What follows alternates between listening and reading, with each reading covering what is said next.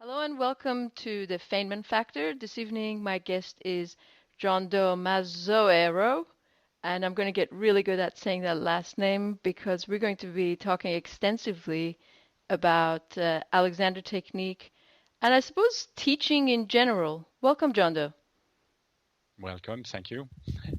I'm glad to be with you. The Feynman project. Wow, it sounds fantastic.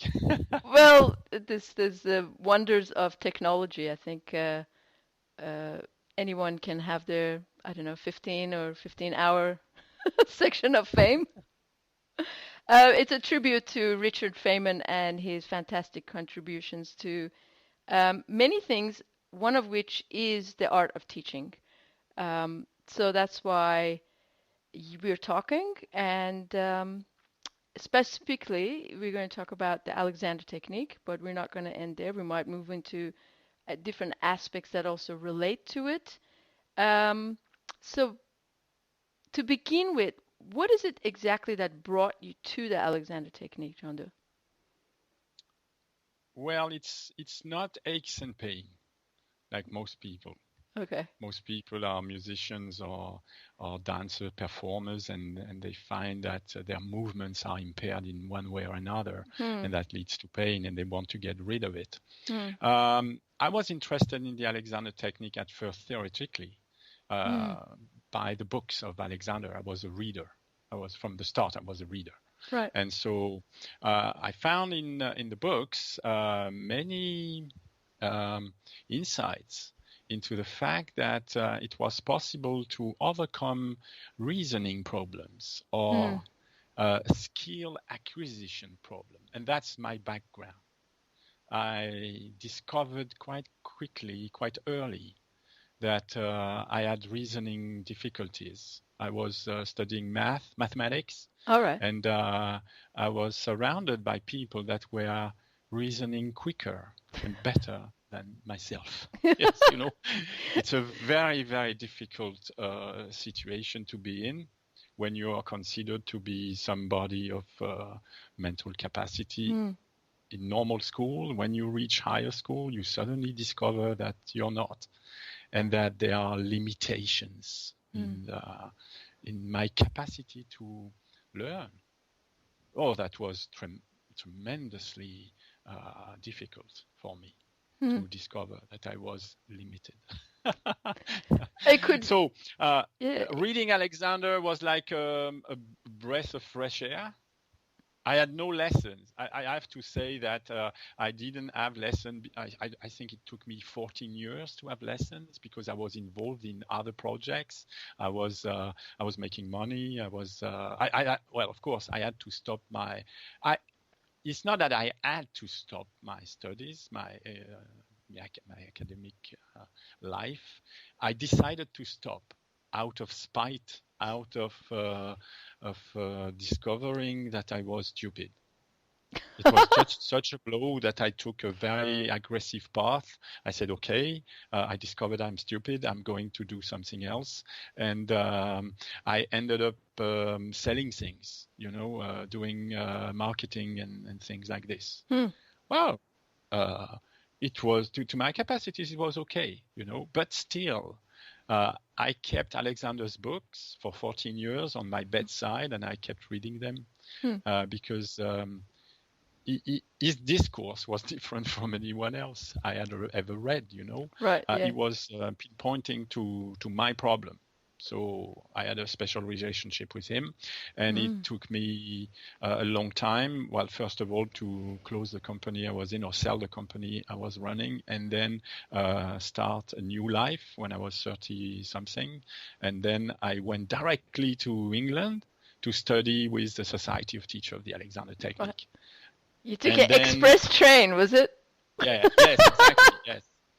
Yes, there were rules and regulation. You had to wait for, I don't know, a few months to get a number of lessons of the Alexander technique before starting to train.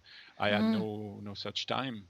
I Hmm. was sure I wanted to train, so I started the training. Hmm. And then the problem started to happen Hmm. The because problem, the major problem.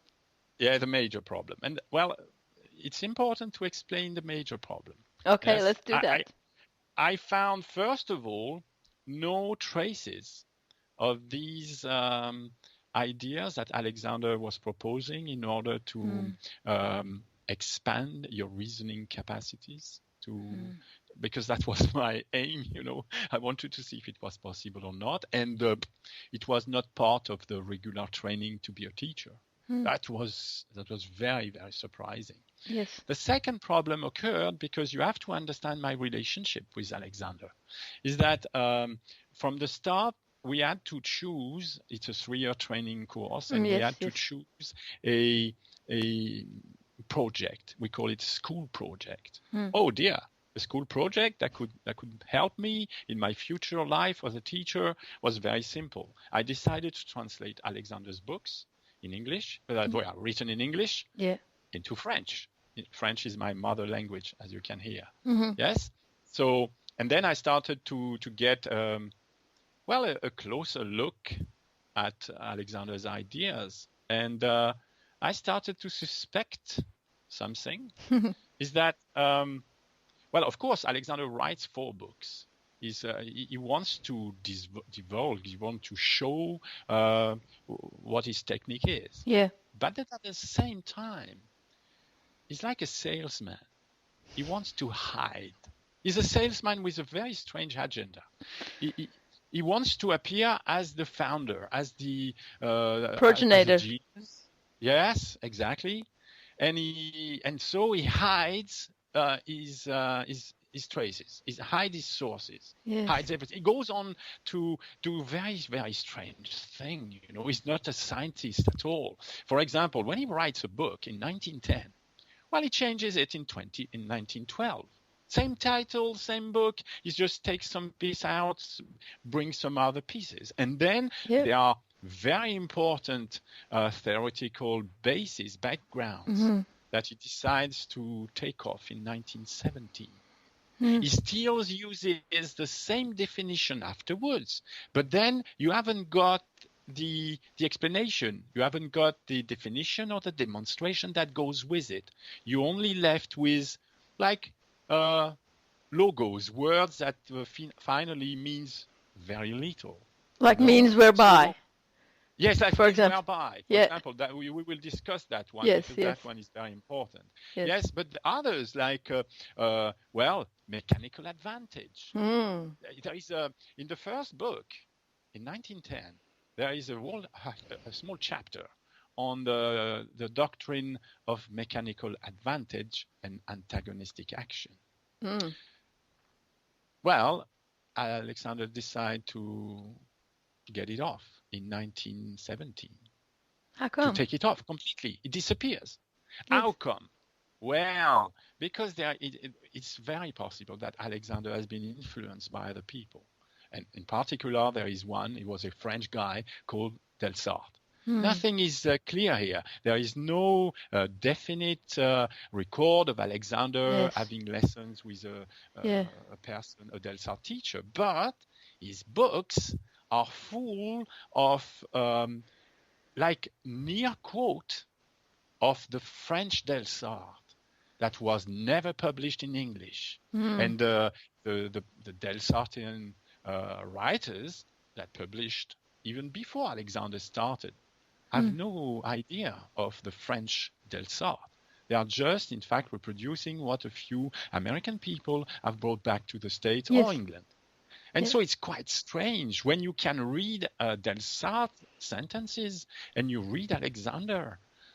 Oh, it's quite surprising to see how close the sentence and the use of words can be. Wow. So Alexander is clearly hiding things. So because Alexander is hiding things, and I needed to get to the definitions of his concept, it was necessary for me to get help.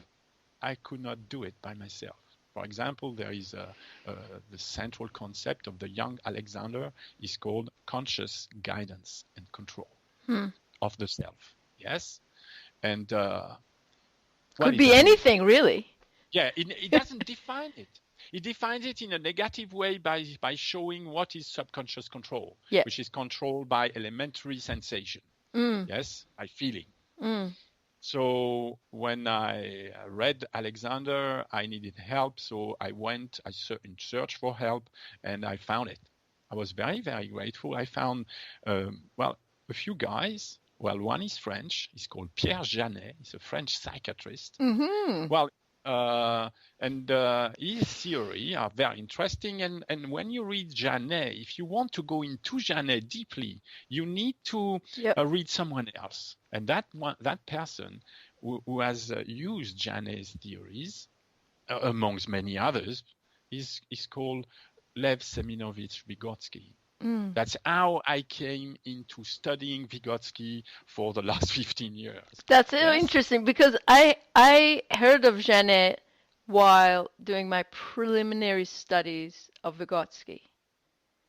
And I also heard Janet because he had a very long career. He had a very lengthy career. And so what happened was, at some early point, Janet got into something called psychoanalysis, which was based psychodynamic. So, but what happened was that he was involved with Dr. Charcot, and this is a very dark side of medicine, actually. Yes. And I'm going to bring a little bit of a new character in here, if you don't mind, and then I'm going to take him out again forever. Is that the person named Freud, which I don't want to call a doctor because he hated medicine, decided that he was going to take Pierre Janet's very early ideas, which later Janet actually washed his hands off of, and made it into what we know now as psychoanalysis. And my experience of going through training course, and like you, I got very interested in Alexander's writings and didn't have money to take lessons for a very, very long time, is I was a reader at first. And when I got to training, I mean, of course, the hands feel wonderful, but I got to question, why is everyone looking a little bit hypnotized? So it's very interesting. So sort of we have Delsart as a character, and we have Janet as a kind of a connector, where a lot of my take is on it, and that unfortunately some of modern Alexander technique takes from post-Freudian 1960s psychoanalysis ideas of what is it to be somatically informed, and it's not something that, to me, is a very healthy place to stay in. Maybe it's okay to go in it for a while, but for me, at least, it wasn't a very healthy space to be in, because it's sort of, rather than being educated into a learner, you're being educated into a receiver of stuff. Yes. So I think that's very interesting about Janet as being a connector between how you came to Vygotsky and also how, anyway, so. Yes. Very interesting I'm interested characters in the late Janet. Of course, Janet, yes. And because he defines conscious guidance and conscious control. And he can talks about it quite interestingly, because he was the head of a very big psychiatric hospital where people more or less have lost conscious guidance and conscious control. So it's quite interesting in that way. But it was an opening to Vygotsky, and Vygotsky has been the revelator, has been, well, a guy that is so sharp and intelligent that suddenly he made me less stupid, made me capable of suddenly seeing in Alexander's books the two strands, the two opposite theories he's developing. So it's very important that you understand it, that the people that are maybe viewing this understand that I am an Alexander teacher, or was qualified as a Stat Alexander teacher, but nowadays I am more a rogue teacher, because I went back to the origin of the technique, and I do not teach by touching people. By transmitting a correct experience. I teach mostly with a video. I teach on Skype. I teach in, well, in Melbourne, for example, from France. I teach in Brazil, in the States, in Chicago. I teach everywhere, and it's easy to understand that I do not touch people anymore. It's only if I work with really handicapped people, we have no language, we cannot in any way understand verbal means whereby, then I need to use hands, and with the hope that they will get enough stability to be able to process instructions and rules. But apart from that, I am, a cancer in the Alexander Technique world, because I am propagating ideas that conscious guidance and control is not guidance and control by someone else transmitting sensory information to you. It's using something that we call, means whereby, or mediated tools, or instrumental actions. And this is a question of autonomy of the pupil. So yes? What is... This is very interesting because a question of autonomy, and also this question of being able to say to yourself, not this, but that.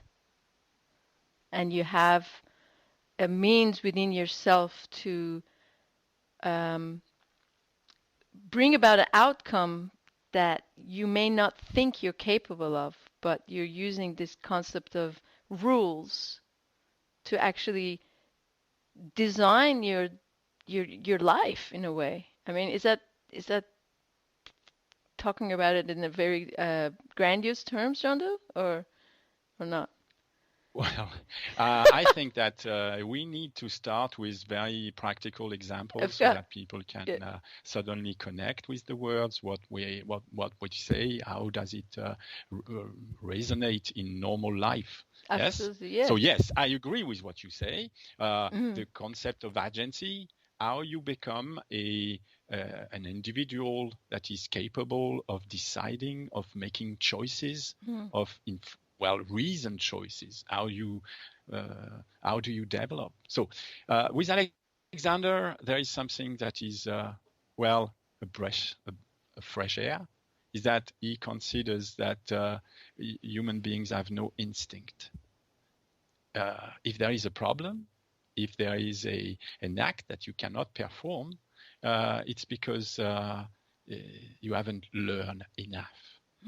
It's not because of a taint of your heredity, or because you were made stupid. So remember that I'm not saying you were made stupid. I was thinking I was made somehow stupid.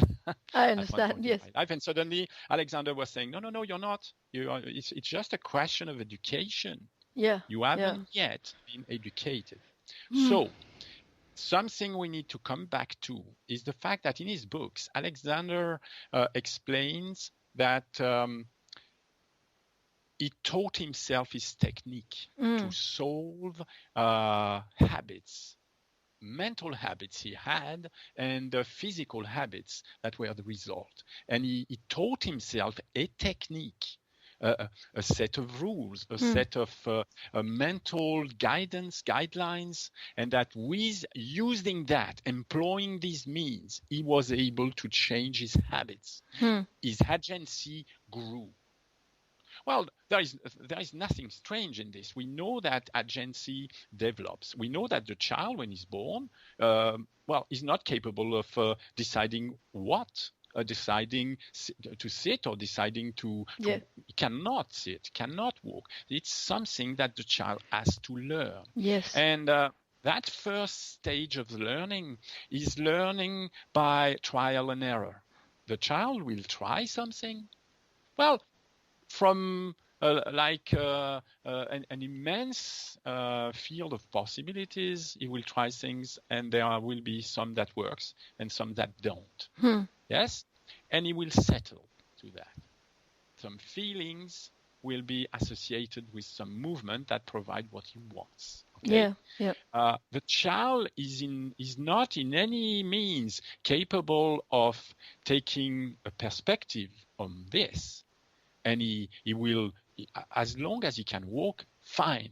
That's the idea. the end is reached. If the end is reached, that's fine. For example, sitting. Sitting is the same thing. And if you think about it, reasoning is also learned in the same way. We are not really taught to reason. We get by with experiences, with, we are submerged by topics, by ideas during the school time, but how to reason, that is not really explained. You're supposed to be good at it, and if you're not, well, too bad. You are considered stupid then. Yes? And so you need to find an occupation that suits your stupidity, your level of stupidity. What if you want to raise up above your limitation? Well, there is really nothing. So that's why I was so interested in the Alexander technique writing. So you're talking about that in a sorry to cut you off. You're talking about in a traditional, what you just explained was a traditional picture of education. Yes, that's a traditional picture. Yes. Well, as I'm not saying it's the world way. I'm saying that that was your experience to me. Yes. Yeah, that's my experience. Okay. Yeah. So now I want to bring in this perspective I have, and when I read Alexander, you have to understand that I had a bias.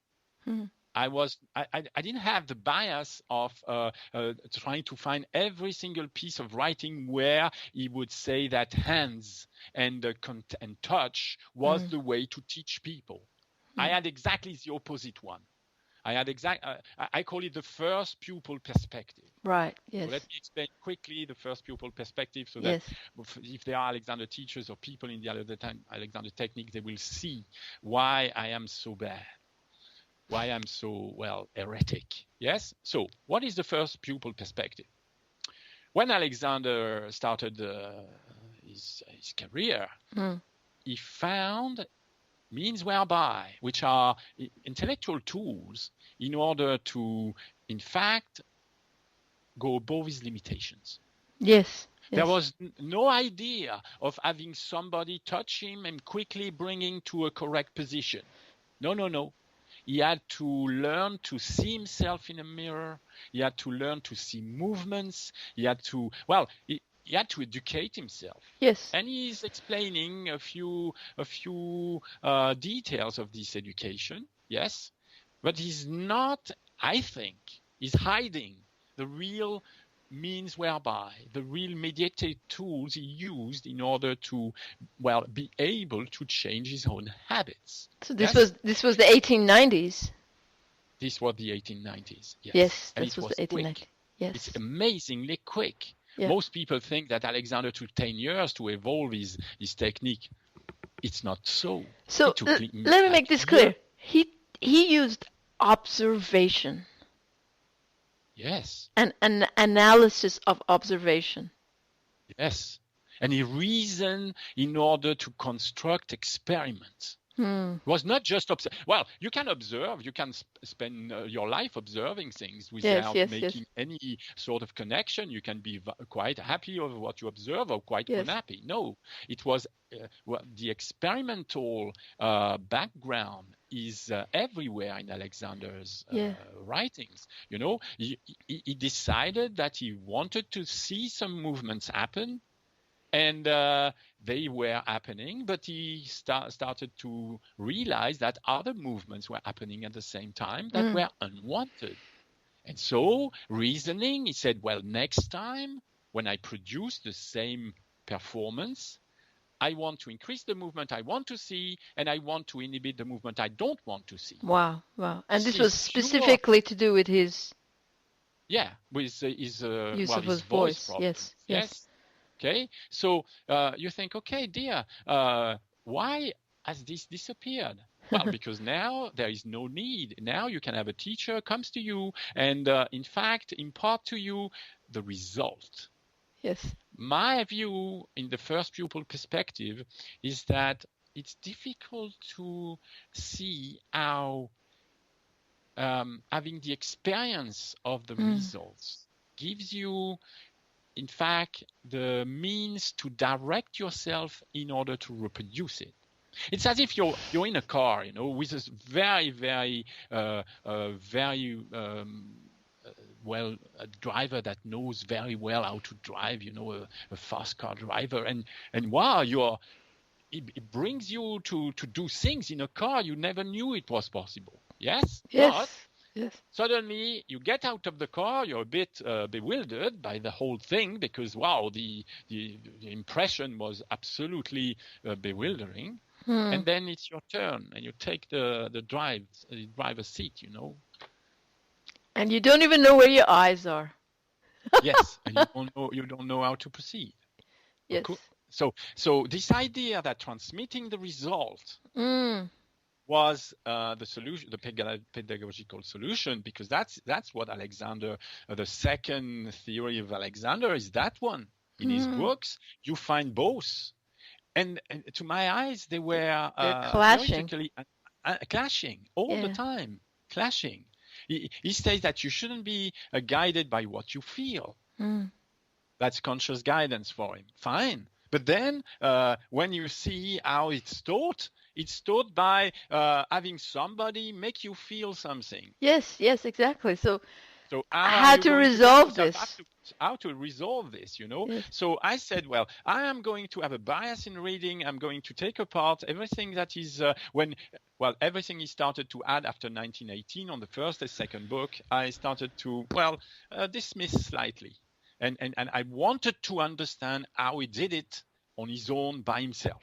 I said, so I call this the initial Alexander technique. And I had to recreate it because Alexander is not very open. He hasn't given the means whereby to reproduce this, but there are clues. And by finding Delsarte and having the theoretical power of Vygotsky behind it in order to read Alexander, I've been able somehow to create something that looks like, or that would smell like the initial Alexander technique that was given to people without any use of direct transmission by feeling experience. Okay, so one of these clues that he left, I wonder if one of them is in one of the forewords to Man's Supreme Inheritance, where he says there will come a time where the usefulness of people like me will just be replaced by teachers,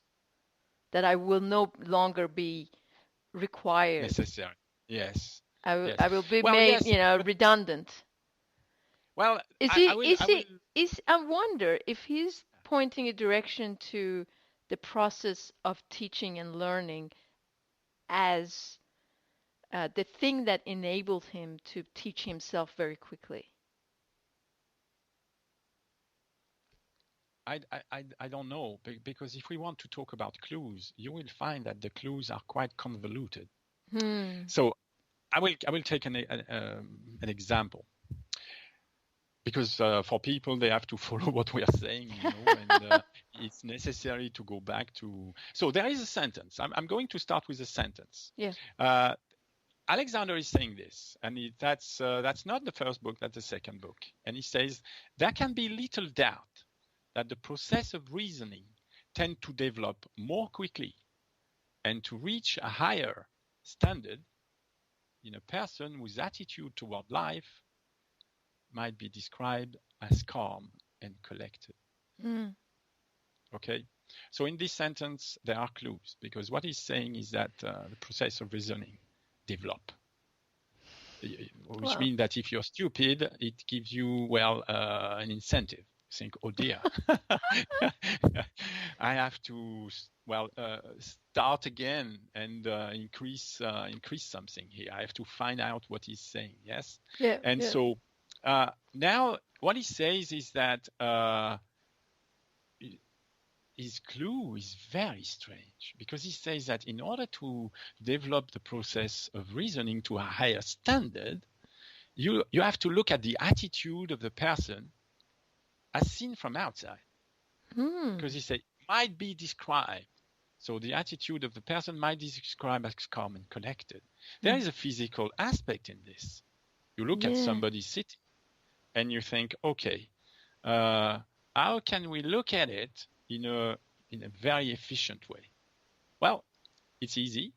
It's called a speed camera, a camera that can record very, very fast. That is so Yes? cool, John, though. Yeah, it's very nice. So, which was developed by that's that time, 1890. There was a version of camera somewhere. It wasn't a speed yes. camera. And also the speed camera were used by a very well-known student of Vygotsky called Bernstein, Yes. Nikolai Alexandrovich Bernstein, the founder of biomechanics. And so because I read Vygotsky, I had to read Bernstein because Bernstein was talking about the person sitting.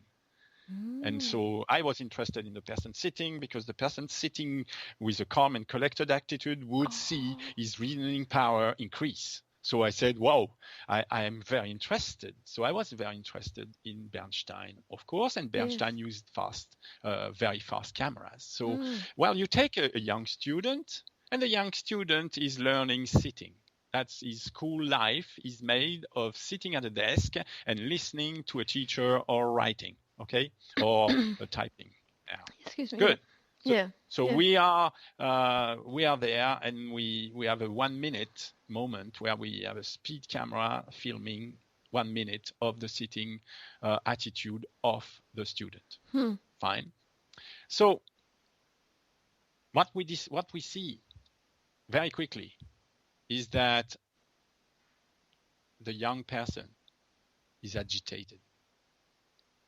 It's not that apparent if you haven't got the camera, because it's so usual. You don't see something that is too habitual. But then when you look at a camera that is going to slow down everything, then suddenly you will start a pattern emerge. Okay, and you will find that of course that guy is stupid, because he's got no control over his sitting attitude. In 1 minute, you count the number of movements he's doing with his feet, his knees, his elbows, his shoulders, his neck, and his head.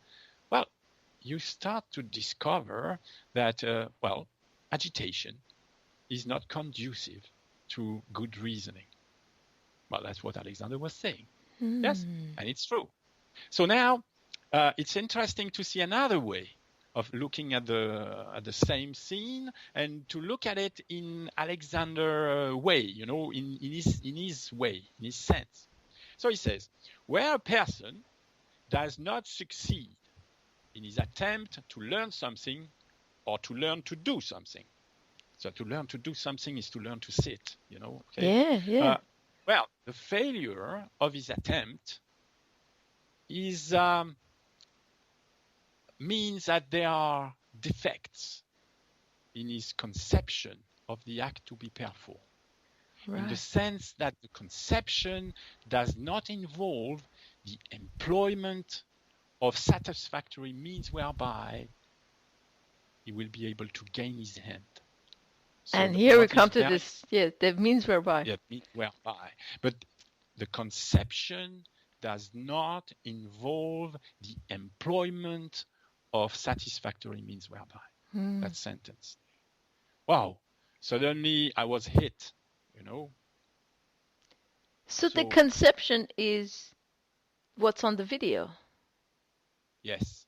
We see the effect of the conception the gentleman, the young guy has on the video. Yes. Right. And we see that because how could you improve? Well, the first idea would be to say, well, there are too many movements. You should inhibit the movements. You see? You should suppress. You should stop. Even before they happen, you should stop them. You may try, and you will fail with reason. Yes? So I will explain the reason later. But for the moment, this idea that the gentleman understands sitting has to be questioned. What is his conception of the act of sitting? Yes? Because we see that he moves and he apparently cannot change. and as a result, his reasoning stays as it is, and he stays stupid. So That for the moment, That, yes. this is incredible. If I can just go into it in relation to just teaching in general, because I've heard the last theme was that maybe he's not ready to sit. Maybe his physical development it hasn't evolved to the level where it allows him to understand that this is something that he can do. And in relation to teaching, I've just done the first 7 weeks of learning to be a clinical teacher, and it's been from birth to 3 years. So this idea of recording and understanding has been so pressed upon us that we have to look at every aspect of development, and more importantly, look at how we as clinical specialists, teachers, are able to see what the child is from his perspective before we put stuff on top of it. So we have to be able to observe their actions in response to their environment and analyze them developmentally under different domains, so that we are not going into a 2-year-old educational setting and putting stuff on top of the child that he hasn't been made to understand yet.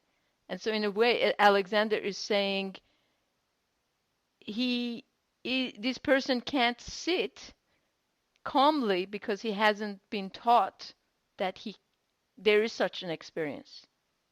Is that what you're saying?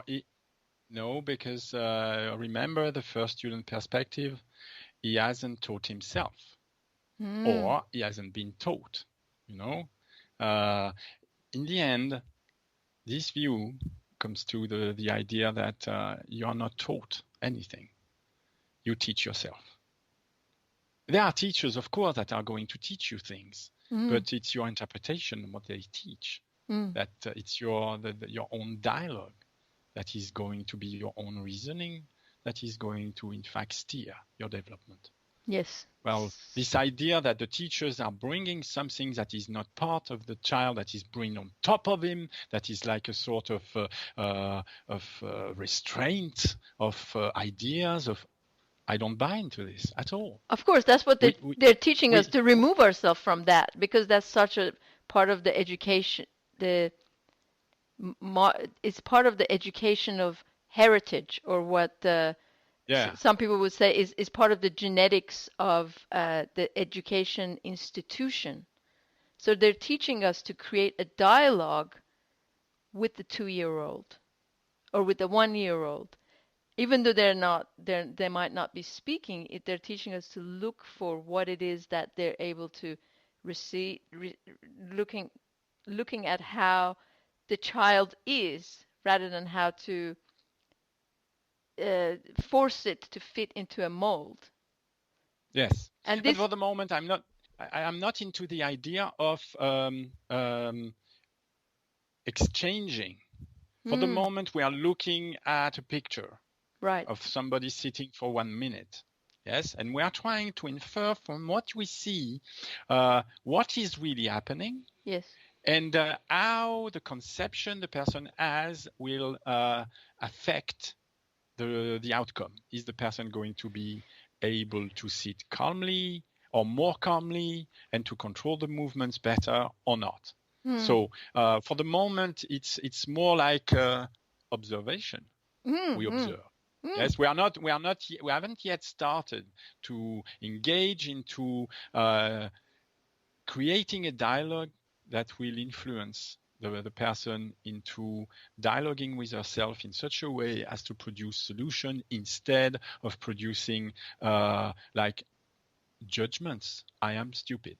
That's what we want to Avoid that. help a person avoid that and help the Exactly. person to discover something else. Yes, It's exactly. more a process of exploration. We invite somebody to explore, but before we invite to explore, it's necessary for us as teacher to have an idea of what is really happening, what is the real perspective, what is the real conception. What conception could include the correct the appropriate means whereby to obtain the solution. If you as a teacher haven't got any clue on how the person can construct in her head the solution, you are in the same position as Alexander when he was forced to use his hands to create the movement for the person. He could become fantastic as doing it, but that is not teaching. Yes? That is having somebody start to conform to a moral good. It's morally good to sit with the head that way, with the neck that way. The person has not reasoned anything. It's said to be good. It's worse. It's felt to be good by everybody. Yes? And because it's felt to be good, it should be good. Haven't we learned anything? Well, sometimes you wonder. So, what appears on a high-speed camera? Yes. When the guy is sitting. First of all, this idea that there are too many movements, too many, agitation movements, starts to be questioned. Because what you see are not independent movements. You see a continuous gesture. I'm always asked, what is a gesture? It's a time to explain what is a gesture. Yeah, let's do that. Yeah. All the parts are moving, really. So you have to understand something. The background of this is that there is a skeleton structure of rigid segments inside the person that is sitting. The person has bones. These parts, they comply with Newton's laws of motions. Yeah? And so when one is actuated, they are all actuated together. They all interact with each other. You understand that? So, for example, it's like a mechanism. Yes, it's a mechanism. You watch a mechanism. You don't watch something that is at one moment static and the next moment a movement starts. No, you see, a complex interactions of parts, so that each part will in fact create force and torques, and these are transmitted between all the segments. And between all the segments and the physical support. So by segments, you mean the bones of the body? Yes, the levers. Yes, we call them bones, levers, or segments, because we are looking at a chain, a segmental chain. Yes, you cannot separate it. It's there. And the movements happen in there. So when you see a movement of the knee, you can practically see it happen before. Because the structure is not balanced, and because the structure is not balanced, the person has to react, and the reaction is not reasoned. The reaction is just automatic, habitual. The person has learned when it was very young, without thinking about it, has learned to synchronize some movement with others. Okay. So each time there is a movement, there is a counter reaction. It's very important to understand that. That's Newton's law of motion. If something moves, there are other movements that need to counteract it, unless the structure falls. Yes. Even in sitting. Okay. So you will find that the student will find all ways to suppress movements. From the start, you will try to lean on more supports, to have supports, as many supports as you can. Of course, there is this idea that has been vehiculated by the normal teaching that you should, in fact, sit calm and listen. Okay, and let's say that the gentleman has decided that to follow the rules, of course, in order to become more intelligent. So he wants to go to school, he wants to perform, and so he's been told to sit calmly, and he wants to sit calmly. What you see appear as agitation is not voluntary. It's not in spite of rules. The child, no, he cannot do anything else. That's something very important to understand. That's kind of huge, actually, isn't it? Yeah, the untrained individual will aim the counter movement as suppressing movements. Right. So if you come and say inhibit that movement, you are just adding on top of what the child has already reasoned what the means whereby is using. Is employing these means whereby already. It's not the idea that means whereby are creation of the teacher. No, he's already solving problems. Yes. Can you back up that because that sounds really important. Can you just say that in a different way? So the child who is not able to perform the concept of sitting still he's got the means whereby, but he's just not aware of what they are. Is that? No. He hasn't got the correct means whereby. He's using means whereby. So we are talking about language here too. He's talking to himself. You should stay calm. How? Well, block your head, block everything, yes, block yes. what you can. Yes? I don't want this knee to move. Why are you fidgeting? Well, I feel I have to. So you're using feeling in order to guide yourself? Yes? Well, it's a means whereby obtaining what you want. The only problem is that the solution increases the unbalance of the system.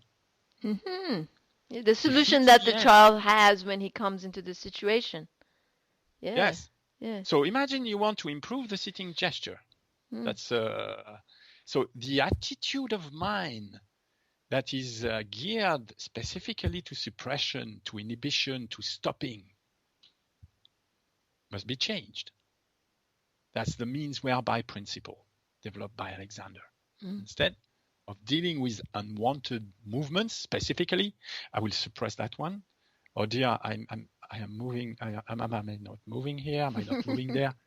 You have to have a complete change of perspective, and that's what the word gesture will bring.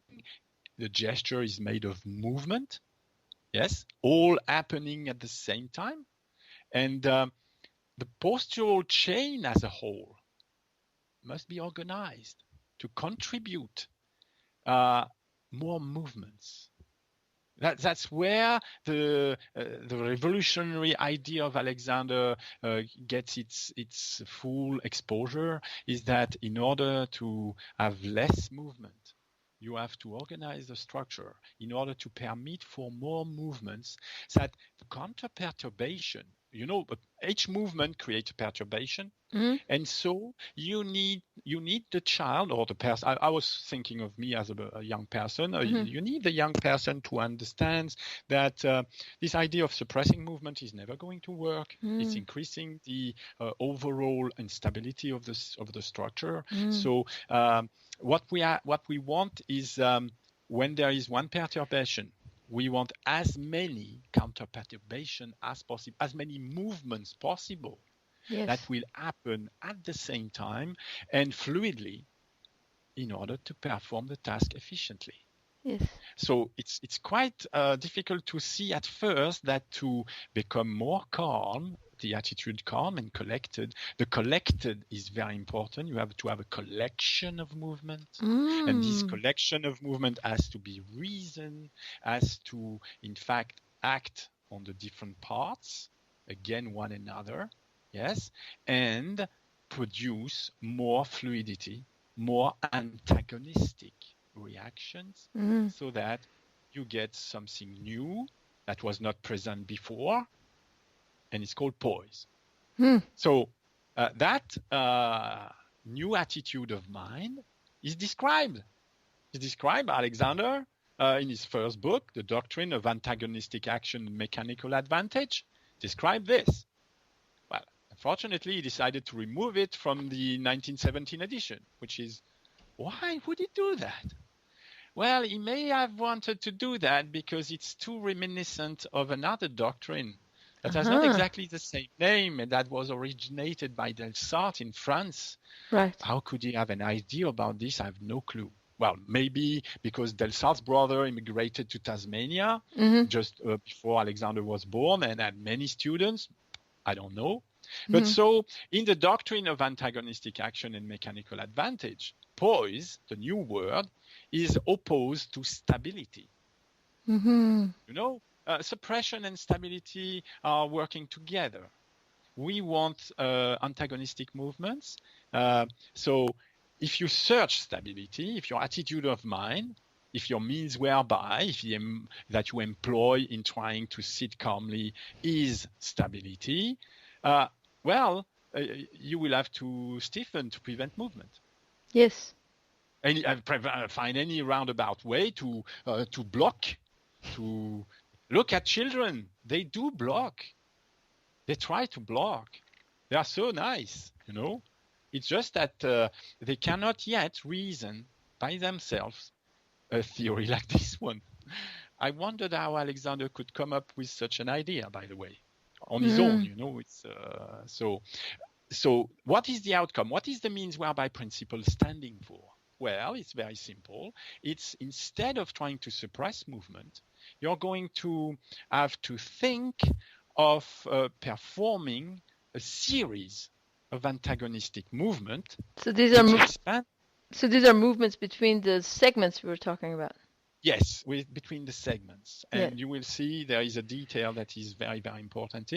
And these antagonistic movement should expand the structure.